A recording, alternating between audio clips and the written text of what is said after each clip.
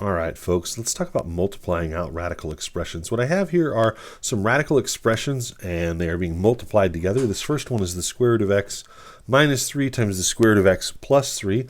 And all we're going to do here to multiply this out is just treat it like a polynomial. That is to say, we're going to FOIL here. So make sure you FOIL this out. This is going to be the square root of x times the square root of x plus 3 times the square root of x minus 3 times the square root of x minus 3 times 3. And some magic is going to happen for this particular form. It looks like these guys are the same sign, or the same expression, but opposite in sign. So those will cancel. I'll be able to rewrite this expression as the square root of x squared. And I'll be able to rewrite this other expression as minus 9. Now the square root of x squared is pretty easy to simplify. What this is a combination of inverses. It would be like if I took a number and added 3 then subtracted 3, or if I took a number and multiplied 2 then divided by 2. Well, here what I'm doing is I'm taking a number and squaring it, and then I'm square rooting it. So just like addition undoes subtraction and multiplication undoes division, the radical undoes the square, and I'm left with the value that I started with. That is to say, this is just x minus 9 is our expression.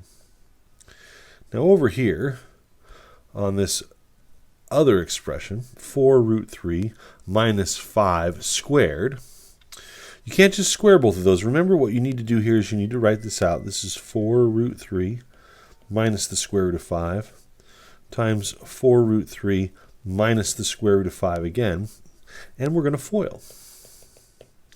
So in that respect, it's the same as the previous example, and this is going to be 4 root 3 times 4 root 3 minus 4 root 3 times the square root of 5 minus the square root of 5 times 4 root 3 and minus the square root of 5 times negative square root of 5. Now, as we're done foiling this, we can combine some things here. We can rewrite this as 4 times 4 root 3 times root 3. This is minus 4, and I'm going to combine these into a single radical. I'll do that in the next step, though. Root 3, root 5. This is minus 4 times root 5, root 3. And negative times negative is positive, and this is a root 5 times a root 5. Now, in each one of these cases, I am going to combine the radicals.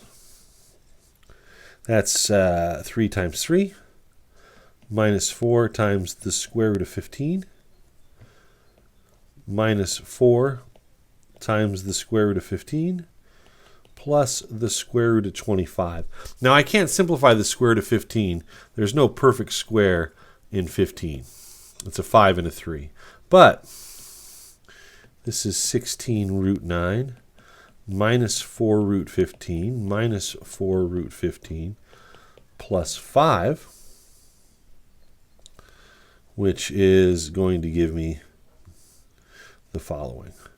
16 times 3, a positive 5, and these are actually like terms. Just like when you collect multiples of x, right? Negative 3x minus 3 more x is negative 6x.